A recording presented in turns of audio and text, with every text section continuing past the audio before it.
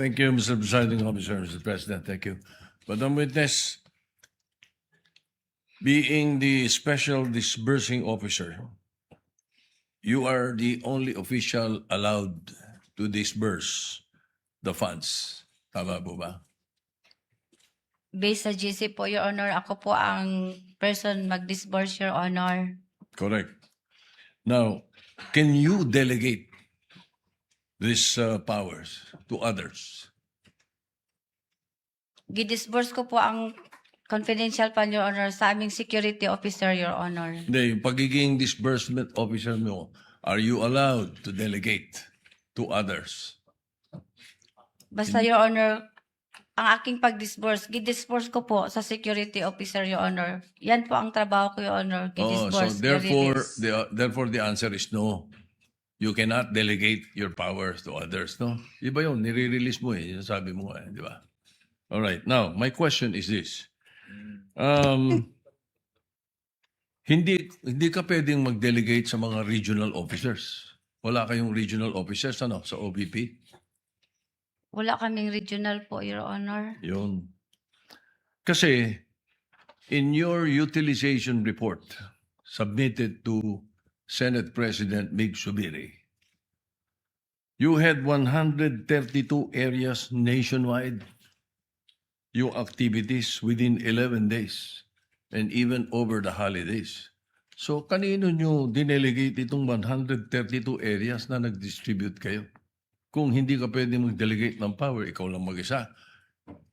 Your Honor, maitinalaga po ang Vice Presidente na security officer, Your Honor, na siya po ang mag-i-implement, siya po ang mag-conduct ng confidential, siya po ang mag-implement sa mga confidential operations, Your Honor, on the ground. Kasi siya po ang eksperto, Your Honor. So, kaya niya yon, expertise niya, 132 areas in 11 days. Siya lang mag-isa, si Colonel La Chica.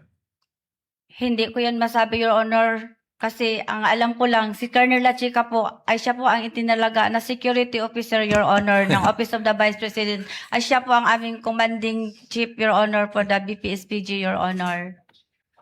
Ay, para, ayoko na marinig yung template, Mr. President. Thank you. Senator Judge Marcos is recognized.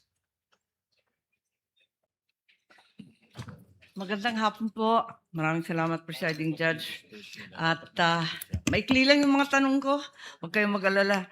So, mula nung kinuha ninyo yung pera sa bangko at tinurn over kay Colonel La Chica, may pagkakataon ba na hinawakan yung pera ni VP Sara? Wala, ma'am. At masasabi mo ba kung nakita man lang kahit isang sentimo nung pera ni VP? Wala, ma'am. Pwede mo bang sabihin o alam kung kinuha, inangkin, inagaw ni VP kahit isang sentimo nitong confidential funds na to? Hindi ko nakita, ma'am. Ay, ganun pala eh. Pero ang alam ko, kanina sinabi mo, yung liquidation and supporting documents, ito ang responsibilidad ninyo na iprepara yung mga dokumento para sa COA at sa mga opisyal. Tama po ba? Yung mga documents, di ba yun ang trabaho mo bilang SDO? Kasali po yun, ma'am. Nung naghahanda ka nitong mga papeles na to, katabi mo ba si VP? Para tignan yung mga daan-daan, libu-libong mga dokumento tungkol sa confidential funds. Nandun ba siya? Wala po siya, ma'am. Nag-base lang po ako, ma'am, kung paano yun gagawin po doon sa GC, ma'am. Tinitignan ba niya yung bawat isa ng mga acknowledgement receipt, yung iba't iba pang papel for personal authentication? Tinitignan ba niya yan? Basta, ma'am, yung mga acknowledgement receipt, ma'am, galing po yun kay security officer, ma'am, at binigay po niya sa akin, ma'am. At siya bang nagbigay sa iyo? Inabot ba niya yung mga resibong yan na tinatanong ngayon ng prosecution? Inabot po sa akin, ma'am, na naka-envelope po ng brown envelope ni security officer, ma'am, na si Colonel La Chica, ma'am. Si Colonel La Chica at hindi si VP Sara ang nagbigay sa inyo ng mga papeles. Siya ba ang kumuha ng mga signature nung mga nakapirma sa resibo? Si Colonel Lachica po ang security officer, ma'am, at siya po ang nag-implement, ma'am, ng mga various confidential activities po, ma'am, on the ground. May nakita ba kayo na may kaduda-duda, alanganin, kakaiba sa mga dokumento? Sabi ninyo, wala naman suspicious, irregular, or questionable, di ba? Kanina. Tama po ba yun? Doon sa mga dokumento, wala ka naman nakita na findings na may suspicious, irregular, or questionable, di ba? May ano po lang yun, ma'am, yung mga walang name, walang pirma, walang date. At bini-verify ko po yun kay security officer po, ma'am, na si Colonel Lachica. So pinuno ninyo to at tinama. Yung ba? At masasabi ba ninyo na alam ni VP Sara na may depekto? Alam ba niya na may kakulangan, may pagkamali sa mga supporting documents o hindi? Wala akong alam, ma'am. Last question na lang po, kumusta yung asawa ninyo na binisita ninyo? Alam ko, undergoing treatment sa Davao. Hindi po maganda, ma'am. I'm sorry. I'm sorry also, pinagdadasal Pakaila ko, namin ma'am. siya. I'm sorry. Thank you Sorry po. po. That will be all, presiding judge. Thank you, Senator Judge Marcos. Inom kayo ng konting tubig, Ma'am Gina. Next to interject, make his interjections rather, would be Senator Judge Aquino. You have 2 minutes, sir. You may proceed when you're ready. And when Mr. the witness Presiding is ready Officer, as well. Yeah, let's give the witness some time. Are you Sige, okay, ma'am. Ma'am Gina? Can you Handa. continue? Sandali lang, sir. Oo. Inuman niyo po ng tubig, ma'am.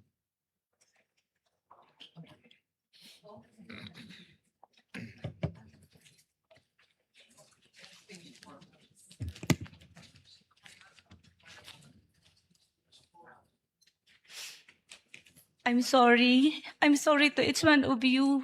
I'm sorry po. It's okay, ma'am. Are you okay, ma'am? Can you continue? Okay po. Okay po. Okay, You may maraming proceed, salamat. Senator Judge Aquino. Maraming salamat, Mr. Presiding Officer. Okay. Madam Witness, kailan niyo po unang nakita yung mga kakaibang pangalan? Yung Piatos, Belat, Pagong, Pusa at iba pa. When was the first time niyo yan nakita? Yung pong ano na po ako, sir, yung pong na-receive ko po yun galing kay Security Officer La Chica po, Your Honor. Kasi binabangga ko po yun kung tama po ba, mag-coincide po ba at magtali po ba ang hiningi niya sa akin before na nakasulat po sa object of expenditures, magtali po ba sa binigay niya sa akin na fund utilization report at saka yung mga ARs, Your Honor. So, bago pa po ito nilabas sa Kongreso, you're aware already of these names? Sa maalala ko, Your Honor, di ko kayo ma-remember, Your Honor, kasi sa dami-dami pong mga ARs na umabot po ng almost 800, Your Honors.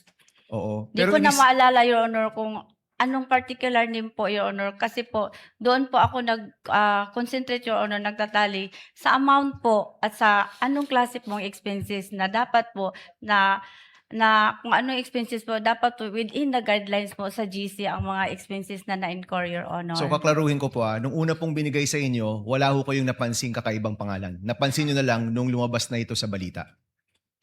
May napansin po ako, no, pero hindi ko po binigyan po ng lalong concentration ko po, Your Honor, kasi doon po ako nag-concentrate sa expenses po at saka sa amount po na dapat po magtali sa kinuha niya na sa nirelease ko po na pera sa kanya, Your Honor. Okay. So lumabas na po sa balita, sa Kongreso, itong mga kakaibang pangalan. Doon nyo po ba naisip, naku, baka hindi totoong tao itong mga to, baka mga peking pangalan to. Naisip nyo po yun, ma'am? Ano na po, Your Honor, na kasi yung nag-verify po ako kay Colonel La Chica, Your Honor, ang sabi po niya sa akin na, Ma'am Gina, those are sensitive information po at saka confidential in nature po. Yung verify nyo po, kabuuan, Colonel La Chica, okay ba tong lahat? Or inisa-isa ninyo, may mga pangalan na kakaiba, may mga datos na mali-mali? Paano po yung pag-verify po ninyo? As a whole or in specific ways? Yung mga nadaanan ko lang po na mga acknowledgement receipt, Your Honor, May verify po kayong pangalan na kakaiba. di ko maalala, Your Honor, kasi more on po ako sa um, expenses po at saka yung sa amount Okay. po, Your Honor. So ibig sabihin po, nung panahong binigay po yan sa inyo the first time, hindi nyo talaga pinansin yung mga pangalan. So para po sa inyo, nung first time po yan nakarating sa inyo, tingin nyo po ba totoong tao yung mga pangalan o ang tingin nyo po ay alias po sila? Mm. Sa tingin ko po, Your Honor,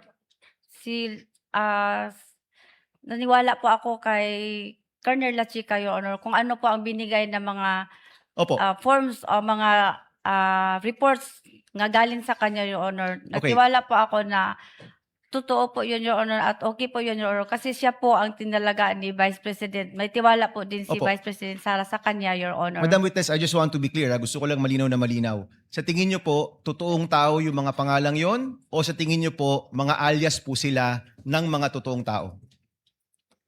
Sa tingin ko po, the moment na sinabi po ni Colonel La Chica na confidential in nature po, sa tingin ko po, mga alias po yun, Your Honor. Okay, so ngayon sinasabi mo na from the first time, tingin mo alias na sila. Di nyo po tinanong kung nasaan yung listahan ng mga totoong pangalan.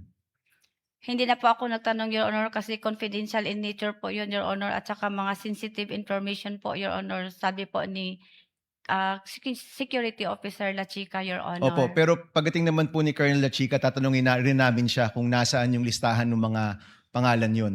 So ito po, lumabas po ito more than 1 year na, no? More than 1 year na po pinag-uusapan yung mga pangalang ito. And more than 1 year na rin po inuusig ang OVP, ang DepEd. From that time until now, hindi ho kayo yung nag-internal investigation. Kung totoo ba yung mga pangalan, nasaan yung totoong listahan, yung totoong names ng mga alias, nagkaroon ho ba kayo ng internal investigation? Wala po ako, wala ako niyan, Your Honor.